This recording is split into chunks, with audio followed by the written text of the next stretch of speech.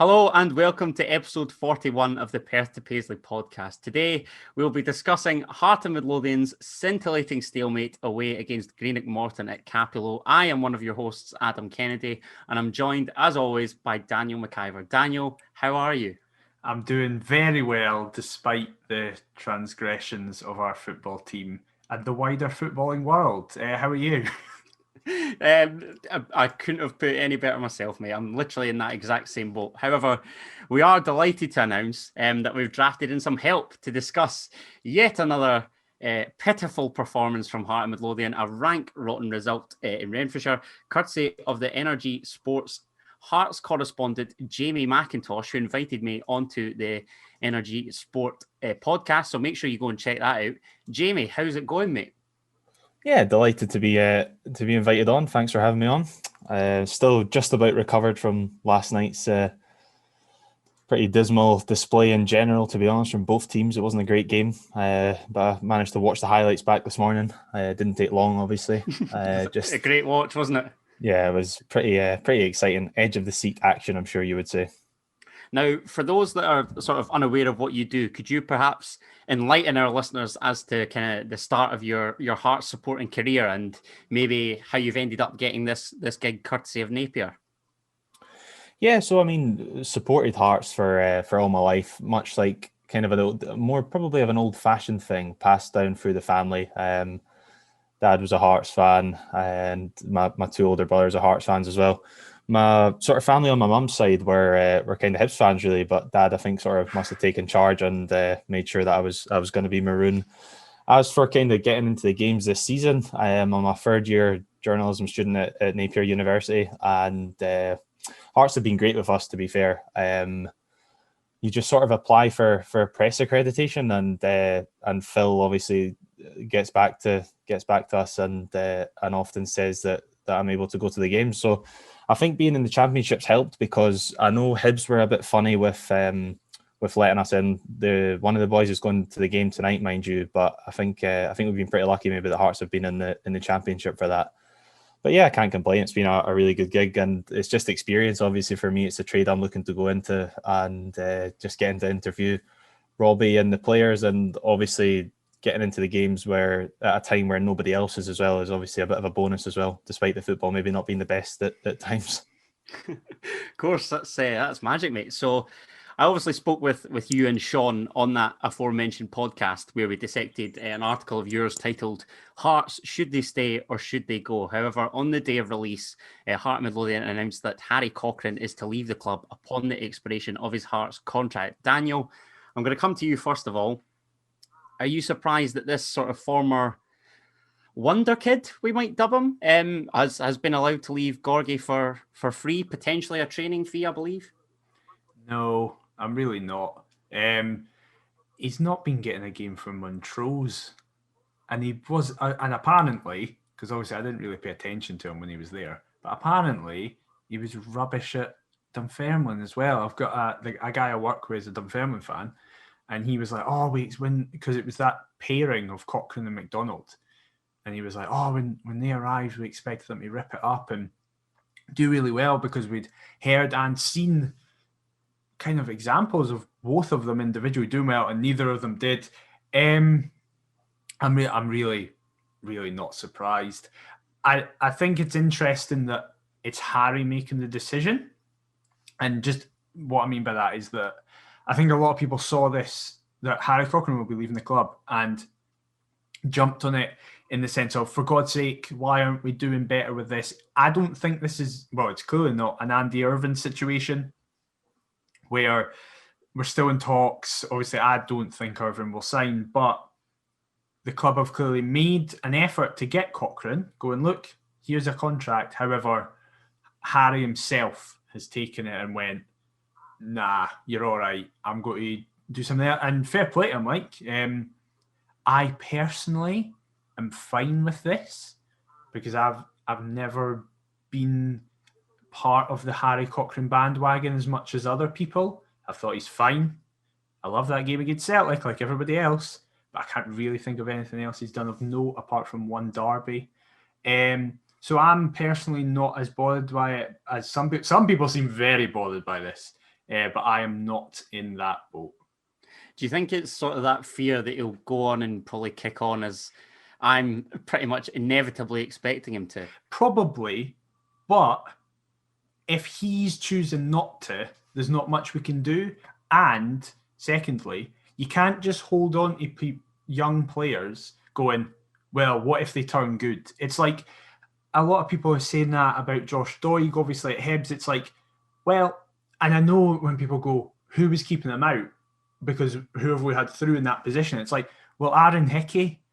And I know the argument you could use is, well, we should have kept him as well. But there is an element of it going, well, would Aaron Hickey have gotten the game time if Josh Doig was there? And then likewise, would Josh Doig have grown into the player that he currently is if he'd stayed at Hearts and just kind of been stuck in the academy? Sometimes it just doesn't work with certain players, and that can be youth players or that can be players at the top level. Like, it just sometimes doesn't work. And I think Cochrane will go on to be a successful footballer in the game. I don't think he'll be as successful as many people are tipping him to be, but I can understand. So as a result, I can understand why people are annoyed by it. But I think there's more. There's people I want to keep a hold of more from the academy, in my opinion. Jamie, would you go along with that? I mean, what do you put this down to? Is it to do with Harry himself? Is it a lack of opportunities? Is there sort of a mentality issue? Because I don't think there's a definitive answer as to why he hasn't really kicked on. Yeah, I think it could probably be all of the above that you've just mentioned, really. I'm probably much the same as Daniel, where I'm not massively in the Harry Cochrane camp, but I do think that the issue is kind of much bigger. When people kind of look at the problems at Hearts, obviously recruitment is probably one that dominates, but I think surely the academy, the development of players in the academy has to be up there as well, because there aren't many players that have come through that academy at all in the last 5, 6, 7 years, really. Obviously Aaron Hickey being the main one. There's guys that have shown promise like Harry Cochrane at such a young age, and you've sort of thought, right, we should be able to tap into that kind of early potential that he's showed against Celtic and in other games as well. And we've just not really done that. And I think the writing was on the wall for some time now, obviously. And Daniel's right to say that he hasn't done much in his loan spells. And I'm not sure if it's down to an attitude problem. I don't think he's had many opportunities at Hearts. Maybe he's frustrated. It's obviously, it must be difficult when you're a youngster to kind of try and keep your head focused on the path ahead. And after he kind of, burst onto the scene in that kind of game against Celtic, and he was such a name then, everybody in the country was kind of talking about him there at that time. It must be quite hard to keep a kind of a level head on things, and maybe he struggled with that. I don't know, but I think as I say, he's not the only player to have kind of shown early potential, and Hearts have obviously not been able to develop him further, and ultimately he's left for slim pickings if it's going to be a development fee. But there's others that have been loaned out and are going to be going out the door probably in the summer as well for nothing. Of course, and it makes me remind, or sort of makes my mind jump back to the time, I think it was his dad was trying to get him in bed for 9 o'clock, sort of as his name and reputation was growing. But I mean, Daniel, Jamie and I mentioned our thoughts on the podcast for Napier. I guess what I'm trying to ask you is, who would you perhaps like to see leave alongside young Cochrane the most? Oh my God, that's a big question. Probably two people that most fans will disagree with. I'd like to see Walker and Halliday gone in terms of big people, mainly because I think that would be a lot of wages freed up. Not necessarily because I think they're the worst offenders in terms of playing ability, apart from Andy Halliday, who does also fit into that. Walker can still do a job off the bench. I think there's an element, though, of him going, I don't want to be here just for that. I don't think Jamie Walker can start in a Hearts team anymore because he just gets lost when he starts. However, coming off the bench, he's very, very useful. I don't think he'll want to do that, though. So if that is the case, I'll be like, right, fine. Both of yous, I'd hope to leave. Obviously, there's all the people out of contract who I'm just now assuming will leave, such as your we've got so many goalkeepers and most of them are leaving in the summer. So I'm just kind of taking that as a given. It's a hard question because when we get beat, people go, I want to keep 5 of them. When we win, people go, well, look, there's clearly a core there. If we just add here, there, and everywhere. Still looking for additions, mind. Yeah, exactly. If you asked me, I was allowed one or two names to leave in the summer, it would be Walker and Halliday, and a lot of that is looking towards that's a lot of wages freed up to then be able to spend the people. Also, Gary Mackay-Stevens a part of that. We'll obviously get to it. Yes, Loic Damour is absolutely a part of that. It's just players who have come in, not really impacted in the way we want, to be kind to them and to be truthful. Some of them have been absolutely atrocious and are such a financial burden on the club just now, particularly, for example, someone like Damour who isn't even getting game time. It's different to GMS and Halliday and stuff like that who are playing badly, but you could at least argue, well, we're still getting a product out of them. Damour is getting reportedly big wages and is, well, as we all keep saying, we don't even know if he's in the country. He might be at home in France. We don't know what's going on, and it just kind of sums up the state of affairs just now at the club. But those 3 or 4 that I mentioned, for me, the priority, and most of it is financially motivated. Jamie, of course, you'll have been home and away with Hearts this season. Have you seen any glimpses from the players that Daniel mentions, or are you sort of just willing to let them go should reasonable offers come in? I know Jamie Walker's certainly an interesting talking point. I think we both agreed that if an offer came on the table, we'd probably take it. But what do you make of the kind of other so-called high earners not really pulling their weight so far? Yeah, I mean, I said that I would quite like to have almost seen Damour this season, just, much as you've kind of said there, Daniel, just because he's just so that we could see him. We could see he's still actually here at the club. He's not just off on his holidays or something. Because look, it is the Championship, and sometimes Damour's obviously had a long injury. He was out the game for a long time, and Hearts obviously signed him and gave him a very silly contract. So you might as well at least try and see if you can improve him while you can. Obviously, we tried and failed to offload him, which probably tells you everything you need to know. He is on very high wages, apparently, as far as Hearts are concerned anyway. And yeah, I think Halliday's an interesting one. Adam, obviously you said you were thinking that he could possibly be a backup as a kind of left back for Stephen Kingsley if push comes to shove. He's a bit more versatile, shall we say, than others in that list that we've just mentioned. Mackay-Steven is another one that I had said is kind of his postseason, so maybe give him another season. But yeah, the jury's definitely out on all of them. But definitely Damour, I think, for me would be the main one, also financially motivated. And yeah, I think Walker, obviously, he's done well off the bench, but obviously going up to the Premiership now, I think Jamie Walker's days are numbered. So yeah, I'd go with Damour and Walker personally. Of course, if you want to catch the rest of that discussion, you can head on over. I think it's on Spotify and kind of all the major podcast platforms, isn't it, Jamie? Yeah, exactly. Yeah, so we'll also link it in the description of this, so it'll be the top line of the description.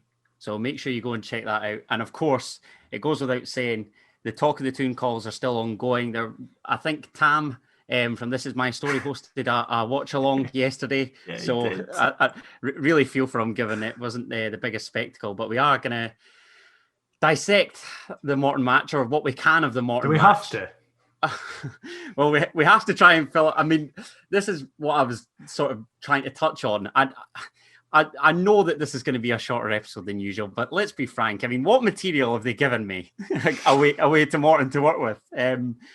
However, Robbie Nielsen was asked in his pre-match press conference about the pressure being lifted, having now won the league, which explains why we were perhaps lax against the Ton. When he then goes on to talk about finishing the season in style, would it be fair to say that your confidence increased heading into this one, Mr. McIver? No, are you being serious? We've been complaining all season about going, this team don't look motivated, and that was when there was something to win. I don't understand where people started going, oh, now that they've won it, they'll really start playing. It's like, no, now that they've actually won it, they're just going to go, all right, okay, that's us done. Cool. I was saying, I wanted them to just start doing challenges amongst themselves. I wanted them to go, right, between the 60th and 70th minute, the ball can't touch the ground. Everybody, they keep uppies. I wanted them to just, Michael Smith to just do roulettes past folk. That's the only way he can move around the park. Chuck Craig Gordon up front. These games don't matter. That's another aspect of where I think this discussion is going to go for me. I don't care about last night because I know the argument will be, and it's a fair one, to go, no, listen, we need to be using these final 3 games to build confidence and momentum. I don't think you can do that when a lot of that squad know they're not going to be here next season. Even after a 6-0 win last weekend? Yes, because that, I think, was the game where, mainly because of how terrible we'd been in recent weeks, I think the squad were like, right, we'll do this at home against the worst side in the division, the basically already relegated side, and then they were relegated the next day. We'll do that at home, have a great performance, and then that will give us allowance to then do nothing for the remaining 3 games. I mean, Jamie, Robbie spoke about a tough fixture at Capello. I am going to be honest, let's be frank. I mean, it is a meaningless match for us. Do you feel as though Robbie was sort of using that as a kind of deflection tactic when he was asked about the summer ahead in our Premiership preparation? This whole Morton match being sort of at the forefront of his mind, or do you think that there's more to it and that he's looking for recruits in the summer? I think he knows he's under pressure. I think that, had Hearts gone and won 5-0 last night, I don't think it would have changed the opinion of supporters, because you're right, it was a nothing match, and I'm much in the same boat as Daniel, where I'm not overly bothered about the result, but I think it tells you everything you need to know about the players' kind of mentality, really. Because, as we've already touched on, a lot of these players are kind of out of contract and kind of playing for their future. If it's not at Hearts, it's at another club. Obviously, it was a game that was on the telly, and if you had another manager in Scotland watching that game last night, you're not impressed by any of the Hearts kind of performances last night. So I think it tells you kind of more you need to know about the players and the kind of mentality and how much they just don't seem to really be bothered. As I say, I thought they were maybe playing for contract, but no, you could tell pretty early on last night that it wasn't going to be a very good Hearts performance. On that point, actually, sorry, before Adam, you move on, that's a really good point, because I think a lot of people in the kind of Hearts bubble have rightly, before I say this, focused on Nielsen and been like, listen, we need to get rid of Nielsen because you can't change 22 players kind of thing, blah, blah, blah. We need to get Nielsen out, we need to get the boards changed and stuff like that, and then we can move forward. What I think a lot of that does is, whilst it is very fair, I don't think enough of a spotlight is put on these players, because that's such a good point, Jamie, where it's like, yeah, I was just kind of thinking of as, what do they have to play for? They're done. But yeah, a lot of them will be gone next season. How can you argue to a club, you should sign me, when they've just seen that kind of performance last night? Well, Robbie spoke about sort of players playing for their future, but if that's the case, I mean, I was therefore pretty surprised to see kind of an unchanged lineup. I thought that he'd maybe dish, a chance out to a fringe player or two. Would you both go along with that? No, because just purely because he said he wanted to finish it in style. If he hadn't said that, then yeah, I would be like, all right, okay, we're going to see more of the fringe players. We're not going to take risks. We're not going to go full strength and stuff like that. But when he said, I want us to finish the season in style, and then he spoke about like Boyce wants to get to 20, Suter wants to get all these minutes, Nandwilly wants to keep up his good form. I was like, that means for these last 3 games, we're playing full strength. I mean, the game is a dead rubber.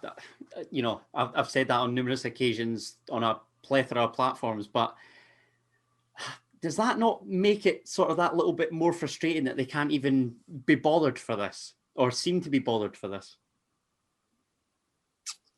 Yeah, I reckon. I think it's hard to argue otherwise. That's the main frustration that I've got in the sense that we probably should be looking to make up performance-wise for the last few weeks, given our results. And we've been dealt, a fantastic hand in terms of the fixtures. We had the bottom side at home, practically relegated them. We've then got the side directly above them, albeit away from home. And I know that Hearts aren't great from home, but statistically speaking, they're the second best in the division away from home. So is that true? No, it is. That's fucking mental. How shit is this league? But then we've just drawn 0-0 away to one of the worst sides in this league. The pitch is terrible, like. Oh my God. Listen, the surface isn't great, and that's obviously how I got into inviting Jamie on here. But it's the same for both teams. I will say, obviously, we're going to move on to what Nielsen says after in a bit. But I will say, the first 30 seconds, I thought it was a artificial pitch. Because whenever they were playing a pass, it looked like all the wee sand and astral balls were going up. And I was like, have they changed the pitch since the last time we were here?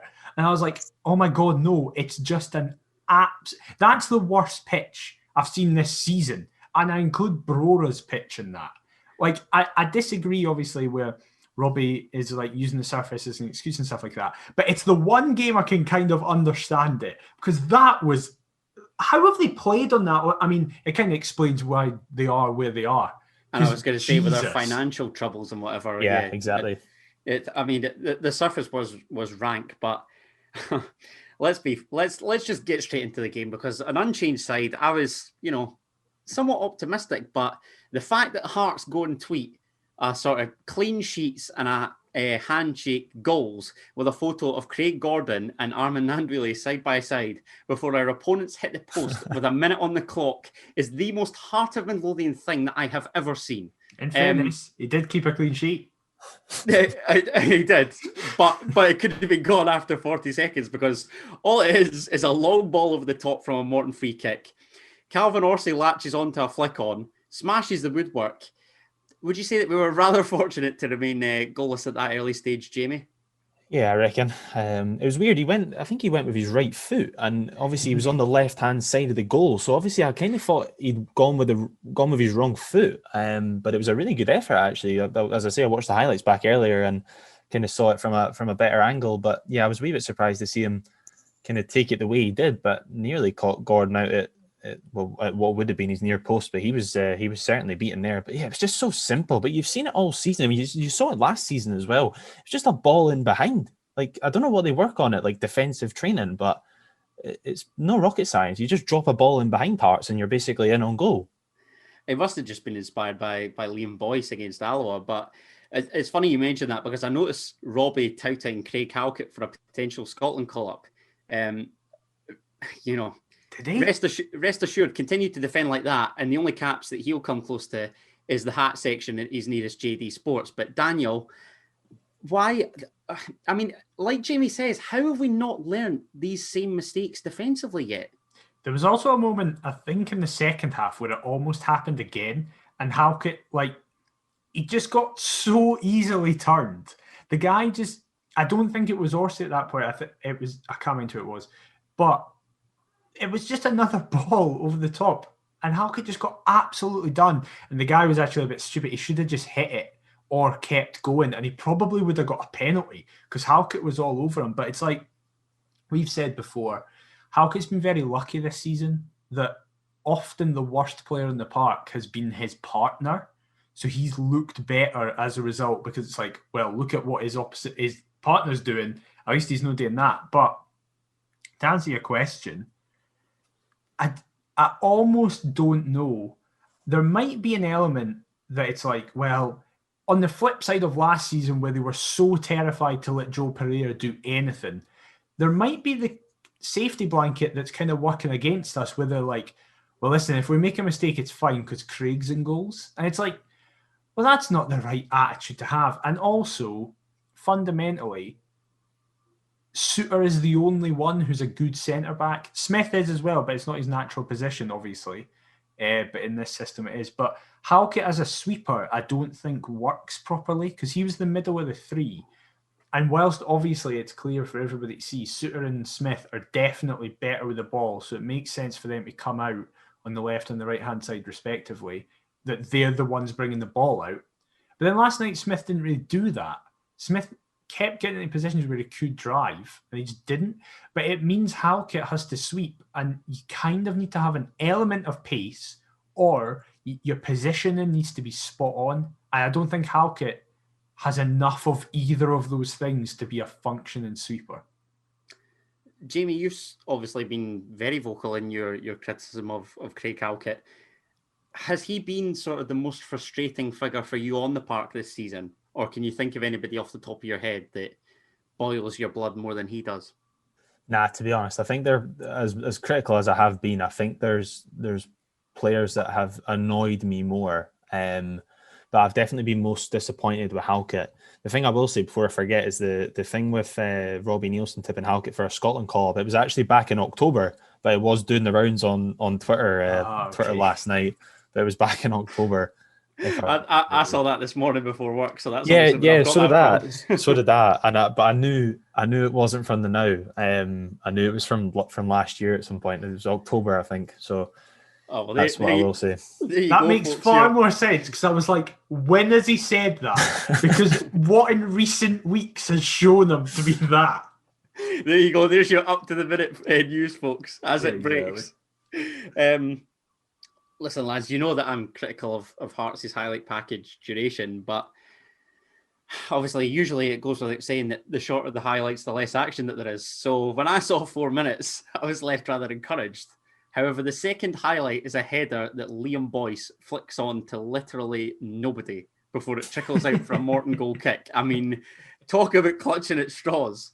It shows an Andy Halliday corner, which showed the corner as well. Yeah, I was just going to say that. Before he then sends another cross in for John Suter, which is ultimately headed behind. I mean, these highlights, they may show us sort of somewhat on top. It can't be a serious indication, though. I mean, we don't even get a shot away. So was it just a case of our final ball letting us down? Why, Jamie? Why offensively did we continue to struggle in this match? I don't know, to be honest. I couldn't tell you. There was no real penetration in that team, though. No real creativity. The pitch, I don't want to go back onto it. The pitch was pretty bad, though, to be fair. You could see it. And Daniel's right. It was so sandy. Oh, my goodness. I've not seen a pitch like it, like that. It was like a beach. Yep. And a couple of times, the highlight in the first half for me was John Suter played a crossfield switch out to Shea Logan. And he tried to side foot it back inside. And I don't know if his stud got caught in the ground or something, but he dug a massive hole in the ground. And it was the only reason I know this because it was right in front of me. And it was literally about a foot deep in the ground. And it was just like sand. There was nothing under the turf. I've not seen anything like that. So I think the pitch probably has got a lot to do with that, to be fair to Robbie. But you saw Morton caused us problems by just going long. Both teams had 3 centre-backs playing. And we tried to have Boyce, Nondwie and Henderson up there kind of against them. But to be honest with you, they were pretty comfortable defensively. They defended well, to be fair to them. They worked really hard. They just worked harder. They just seemed to want it a bit more. And that makes sense. They've got a lot more to play for than us. But as I say earlier, I probably expected a bit more from the players. Not necessarily because I expected them to be here next season, but they're not just going to go and retire. They're trying to get to other clubs after that. So I kind of expected a wee bit more from Hearts creatively. I mean, it's amazing that the side that has conceded the third most goals at home in the league can shut us out. It speaks total volumes. And I mean, no penetration, a lack of creativity. I mean, where have I heard this before, Daniel? Yeah, I think, listen, again, I say this every week. People on Twitter always support you and come at me when we get beat or drop points, and then they're very quiet when we win at me for some reason, because they think that I'm this messiah for Nielsen and stuff like that. I'm not as angry and emotional as you and as a lot of members of the Hearts fan base is. That's purely because I don't care as much this season as what I've done. But I fully agree that it is an issue that we just seem to not. It's not even that we don't know how to execute a plan B. It's that we don't have a plan B in place. It's no, plan A will work eventually. It's fine. And I don't, because obviously that can a lot of time mean shape. And obviously we've changed the shape. We've went to this 3 at the back, which people have been crying out for. I don't mean that. I mean in our style of play. There was, as I said earlier about Smith, there was so many times where Smith could have just picked the ball up, as he did, because Smith had so many. Smith and Suter must have had the ball more than anybody. They could have just drove into space. Suter did it once, and Morton shit themselves. And it's like, if you run at these players, they don't know what to do. They set up in banks, and they ask you to break us down with passes, or you're going to have to go long, and we'll deal with that. What you do is just run at them. I'm not saying just completely abandon passing and stuff like that. And whenever anybody gets the ball, charge into the heart of it. But if one player takes the ball, such as your ball carrying centre halves like Suter and Smith, if they run into the middle, it drags players into them, and it allows the wing backs in the form of either Haldy on the left or Logan on the right more space on the flanks.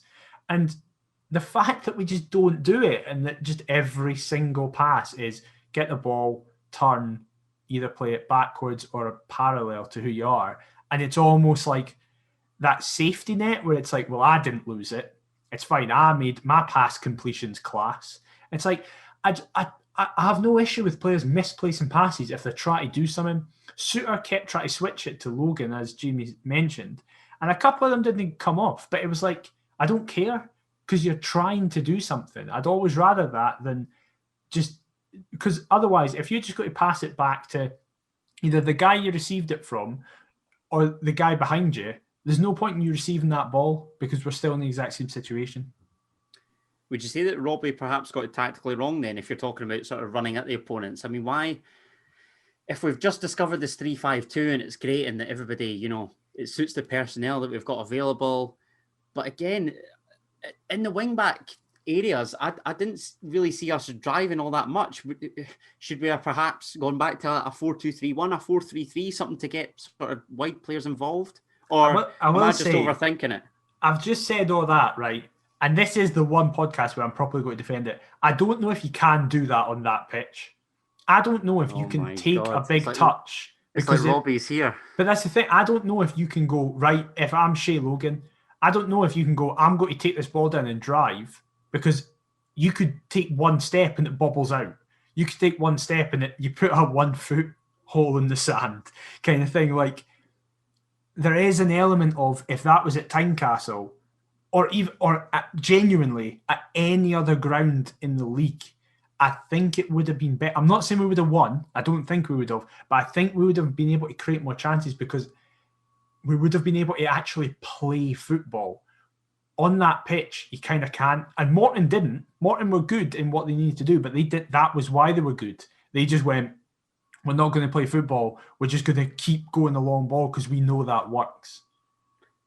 Bear in mind, though, that this is a side that held us at home when we, quote unquote, had something to play for, and a side that's failed to score in nearly half of their home league matches this season. Why do we always have to come out with an excuse? Why can't we just say we got it tactically wrong or whatever? Because I've got to be honest here. I actually thought they were the better side, and I don't know whether that's just me being harsh. Would you? I disagree. I disagree. I think just both teams were pretty rubbish. Jamie? I thought they probably had the better chances, but I'm not really sure they were necessarily the better side. I'm not sure what they created 1 or 2 better openings probably, but I'm not sure I would say they were necessarily the better side. It was just a terrible game, really, on the whole. Maybe I'm being harsh then, but I just thought that they had the better first half opportunities. I mean, there's one where their centre half, is it Big McLean, up from the back, hits one straight at Craig Gordon, and probably should score, given that he's sort of dead centre, near enough on the penalty spot. And it speaks volumes that a non-dually clearance, which ricochets off the same player before Craig Gordon eventually collects, is considered a highlight. It just... I mean, I know that there's been many a shocking spectacle. Where does this rank for the pair of you, sort of, in your Hearts season so far? Jamie, I'll go to you first, because you've been in and around the grounds. Where does this rank for you? I think the Alloa defeat in the Betfred Cup was probably number 1. I wasn't at Brora, as you can probably tell. I'd say Alloa was number 1. Do you know what? Like, as I said earlier, I genuinely wasn't that wasn't that bothered last night. I certainly wasn't as angry as I was after like the Queen of the South defeat or the Wraith defeat or that. Good grief. Mr. McIver? Oh, it's nowhere near the top because I'm the exact same as you. I just didn't care. Like, I'm not going to be more annoyed at a 0-0 away draw when we've already won the league, when in a season where, as Jamie said, we've been knocked at the League Cup at Alloa, been knocked at the Scottish Cup by Brora, got beat by Wraith at home, got beat by Queen of the South at home. Like, a 0-0 draw that we'll never remember against Morton does not get me annoyed. I physically cannot get annoyed at that game of football. Cheers, folks. Thanks for listening. No,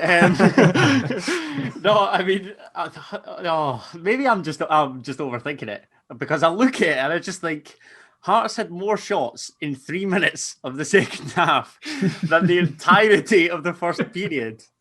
Like, that's funny though. You have to laugh at that. You have to just go, that's class. Like, that's just objectively funny. But I mean, I feel as though I'll need to refresh most people's memory, like going through these. But Shea Logan sends a long ball. It's nodded clear, only as far as Aaron McInnes. He and Big Nando link up before Andy Halliday's eventually freed down the left-hand side. Centres for Ewan Henderson, whose initial effort is blocked. Bounces back to the Frenchman before a smart stop from Aidan McAdams. That was quite literally it. How can it be this bad? Even Kyle Jacobs heads one over the bar in the Hearts TV package, and then we skip half an hour. Yeah. It's like the Naismith flick, then before Nandwheely's deflected effort sails over the bar, and that's it. It's finished. That's amazing. Honestly, if you have not watched the highlights package, go and do so now. It is a great giggle, but I don't want to keep harping back to the manager's pre-match presser, but he did speak about wanting to maintain kind of a consistency of performance with regards to next season. Does it not worry you that we can't manage that in this division, Daniel? Or do you think that there's perhaps a greater incentive in our next campaign because we'll be up against some, trickier teams, if you like? Yeah, listen, I've always thought that this season won't affect how we play next season, purely just because I think the Championship is so bad. And the way the Premiership games are different. And then, out of nowhere, I was backed up on this claim by the most unlikely source in Kevin Nisbet, where Kevin Nisbet just went, he found it harder to play in the Championship because there's less spacing behind, you can't break teams down as easy. And he was quoted as saying, through Craig Gordon, he's quoted as saying, it's harder to play against Morton away than it is at Hamilton or St Mirren away, which are teams that people have used to go, well, Hamilton will do the same, St Mirren will do the same. And I'll go, I get that. I definitely get that. However, I'd say even those sides, you get more space in behind because they're still trying at least to slightly push. And the quality, the games are faster, they're at a higher quality. I think if the Championship actually affected the way we play, it's a much bigger issue. And because of the fact that so many players are going to be different, I don't think the last 3 games, once we've won the league already, will have much of an impact on how we play next season. Well, I was going to ask exactly that. I take it it's just because for you, the league's done, and so it doesn't really matter what happens in these. Yeah, genuinely, the only thing I'm looking for is that John Souttar doesn't get hurt and Peter Herring doesn't get hurt. That is, I'm not exaggerating. That is it. I don't care if we have if Inverness and Wraith finishes 0-0 or we even get beat, because for me, it doesn't affect the season one way or another. We've been pretty rubbish for most of it. These final few games aren't going to change that. Jamie, would you go along with that? What's your kind of overriding thoughts ahead of next season? Yeah, I think that's the thing. As I say, Hearts could have won, 5-0 last night, and it wouldn't have changed the opinion of all the fans with regards to Robbie Neilson and the style of play and the team and the Hearts hierarchy. It doesn't matter. It wouldn't have changed anything. You speak about, consistency. I think last night was a consistent Hearts performance. It was just, consistently rubbish as it has been for the majority of the away games this season. So the thing I will say is I'm not really sure the Premiership is that good. right now. I agree. I think, like I saw Michael Stewart, I think, had come out and said that Hearts could get, top six. Hearts will get top six rather, and could get third in the league if they spent a wee bit of money or recruited a bit better. And it was kind of met with quite a lot of backlash, and that's fair enough because Hearts have been absolutely terrible this season. But there's not many teams that I kind of fear in the Premiership. Like if Hearts can't, obviously there's a big if. Hearts need to improve. We know that, but Hearts were going to need to do that anyway. With stepping up a division. This team isn't good enough for the Premiership. I'm not sure there would be many that would disagree with that. But I just can't, look at Aberdeen in, fourth spot now. They can't score a goal apart from that Livingston Cup game. They've barely scored in the league in the last, 10, 11 games. So, obviously we've showed that over the years we seem to usually can have the better of things against our rivals. So I don't think there's an awful lot to fear. I would kind of fear somebody like St Johnstone or Livingston over a kind of Hibs or Aberdeen, to be honest. Someone emerging out of nowhere, kind of. Yeah, exactly. I think so. So look, we need to recruit better. We know that, but I think if they can do that this summer, then I think Robbie Nielsen might start win over a few of the fans if he can get some good signings in the summer and start the season well. I think Hearts could have a good season next year. I fully agree with that because I was going to say I love the emphasis on could there. I was going to exactly say to you, Daniel, you agreed with that. I wanted you to elaborate, so by all means. Yeah, like last week and I think the week before as well, I said the top six in the Championship are very comparable to the bottom six in the Premiership in terms of I would expect Dunfermline to go up and be as good as Motherwell have been this season.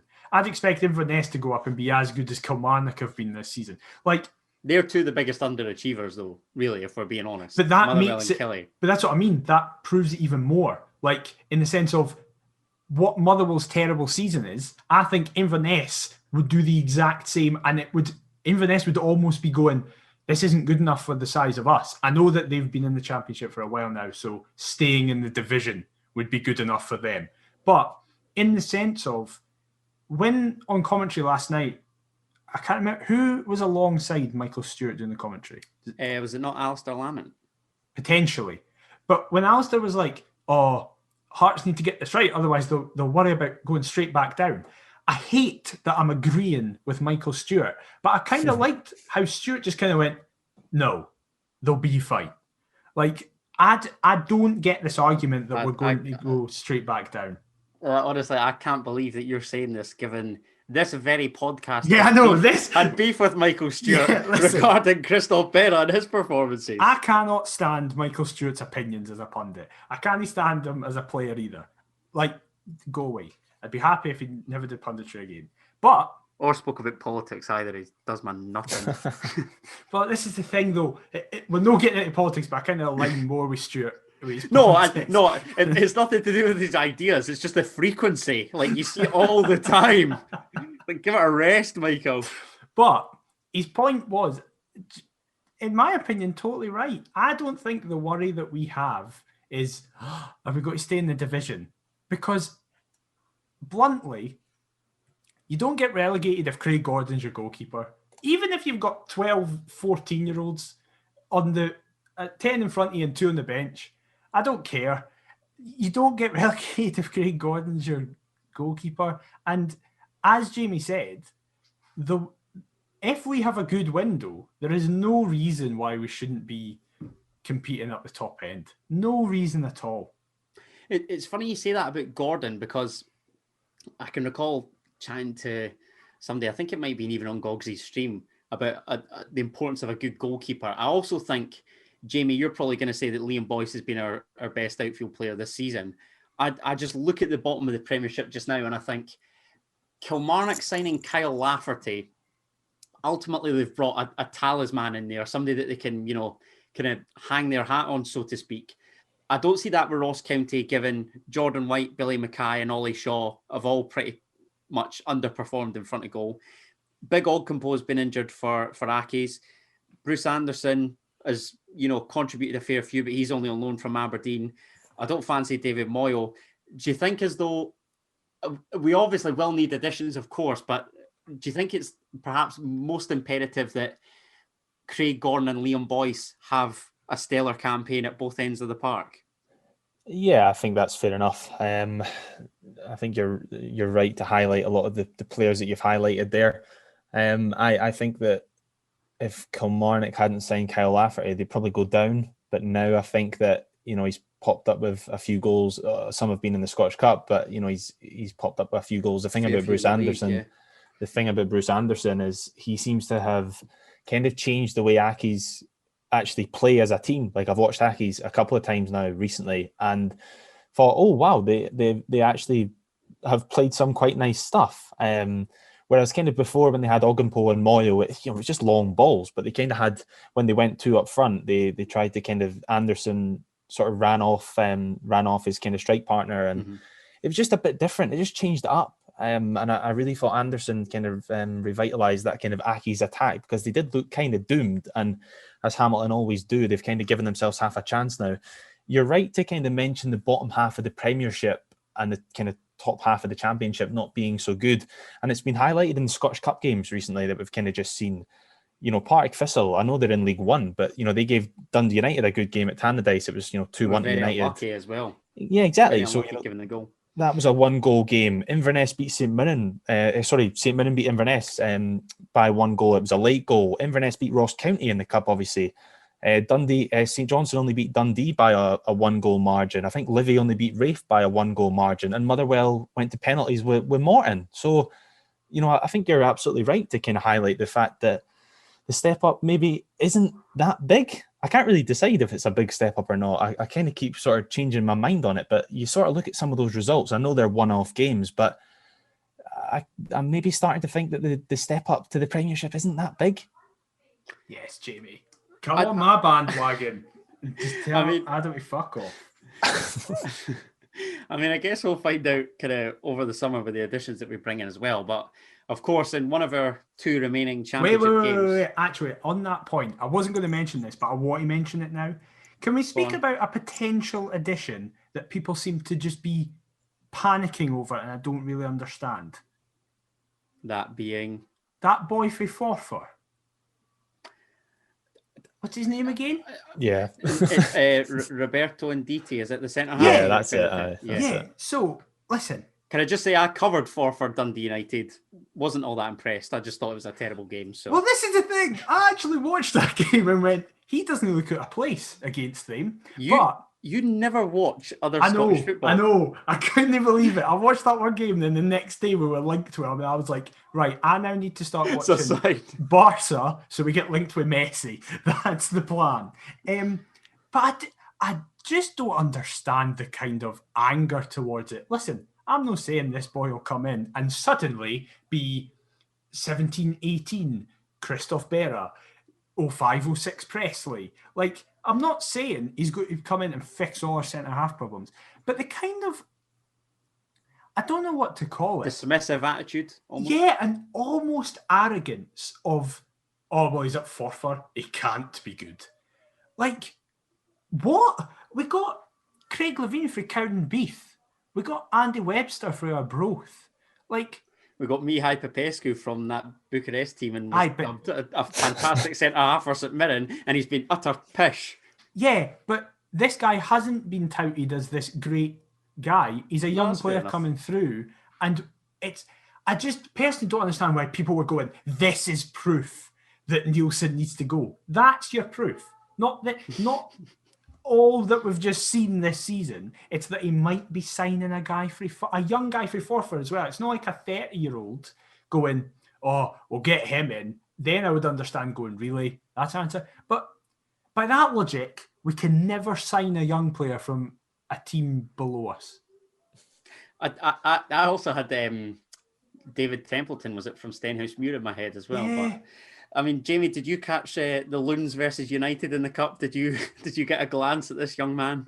I watched a little bit, but I can't really say I paid close attention to him specifically, because obviously the kind of story came out after that game, I think. So, no, I can't say I paid too much attention. Quite right, because it was a drab affair. So we're just going to move on to the Inverness game now. I think that's important to mention, a.k.a. Liam Corbett going, this is proof that Nielsen needs to go. That's mental. So you're atting Corbett specifically. Atting Corbett. I'm in the middle of this beef and I don't particularly want to. Exactly. It's your podcast partner versus your big brother.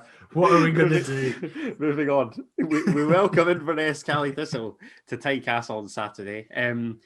Jamie, I'll come to you first of all. What are you kind of anticipating? Are you sort of set for the same 11 again? Do you think that Robbie will give the likes of Scott McGill a chance from the start as opposed to off the bench like he did last night?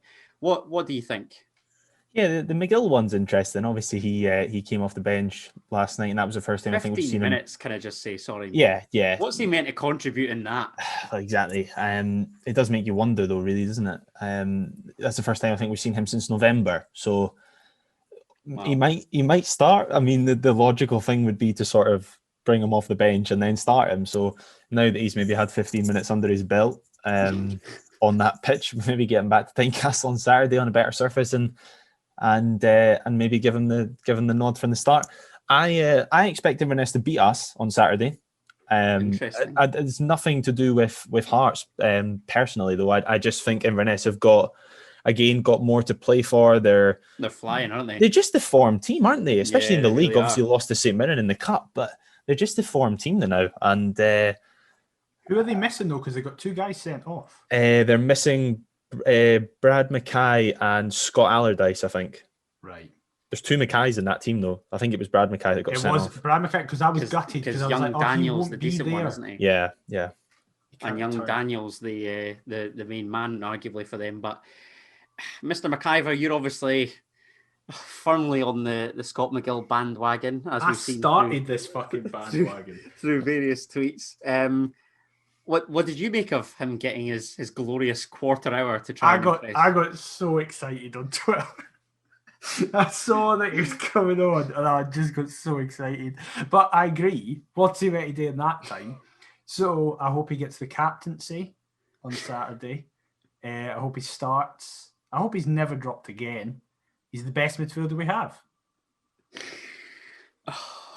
Are you expecting him and like the rest of his teenage pals to kind of take to the field in this sort of lie down special relationship? Oh yeah, of course. Of course, I forgot about this. I hope we do. I hope we get battered. I hope is there goal? Does goal difference? Do Inverness need goal difference to go in their way at any point? Well, I think the draw with Dundee is probably the worst result imaginable. Obviously, having taken the lead as well last night. Because now I think the playoffs are in my Talk Scottish Football Championship show co-host David Buick, Cammy Anderson, friend of the podcast. It's all within Dunfermline Athletics' hands. But they're shite. Oh wow! So you're coming for Corbett, you're coming for Cammy, you're coming for David Buick. Is there anybody else that you want to out specifically while we're here? You for attacking Stephen Presley.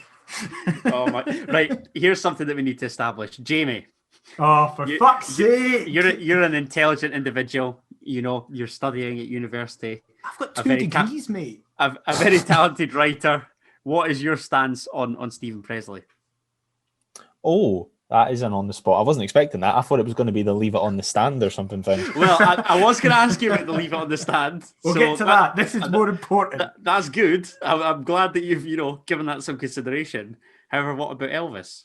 Yeah, Presley's difficult because I'm 21 now, and so kind of when I was sort of first following Hearts in like 2000. I mean, I was going to games when I was like 5, 6, and obviously you don't really remember like the whole team. That 2-1 win over Livy in December 2002 like it was yesterday, mate. Fuck off. You remember various players of that team, and I remember obviously like Romanov and Burley, but the kind of 3, 4, 5 players that you really stand out from that sort of time spell would be Gordon, Nielsen, Presley, Hartley, Scatchell would kind of be the main kind of 5 that I can think of certainly the first 5 that spring to mind. So I kind of grew up watching Stephen Presley in a Hearts shirt, and again was still probably too young to kind of experience the kind of the real snake kind of game and what it meant at the time. You kind of see it now where a lot of players don't celebrate against their kind of old clubs, especially down in England and in the kind of bigger leagues in Europe. But yeah, I I still think I would probably still class him as a snake, but yeah, it's a difficult one for me because obviously he was kind of one of the first Hearts players I kind of grew up watching. I'll take that, Jamie. No. That. He's just saved his Perth to Paisley kind of cameo here because he's very 50-50. Well, had he sitting on the fence. Had he gone down your road, this would have been his maiden and only appearance. This is the thing, right? Another aspect of it. Mind when Rudy just celebrated against us for Wraith, and everybody was like, "Rudy, what are you doing?" No, don't remember that. I do. I was there in the Wraith end. Listen, I was there, but I don't remember him, thumping the chest. And I remember him loving life, celebrating, and hearing the Hearts fans go, "What? You're you." I remember him walking off to the sidelines at Easter Road, pointing at the 51 on the back of his Dundee United top, but never mind. Yeah, I remember Stephen Presley lifting the Scottish Cup. Courtesy We're of not Rudy's getting goal. into this again. We're not getting into this. It's every Courtesy week. of Rudy's goal in the final. He practically dragged and us his there. penalty.